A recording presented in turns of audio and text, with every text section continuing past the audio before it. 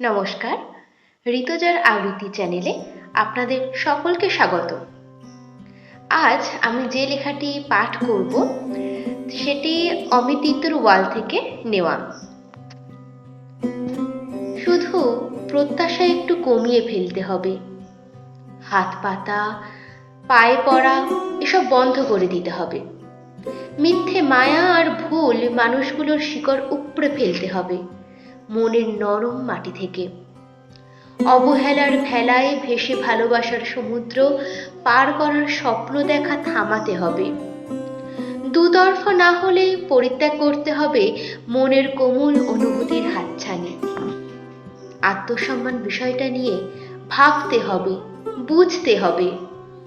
নিজেদের দিকে একটু তাকাতে হবে, নিজের কথা ভাবতে হবে।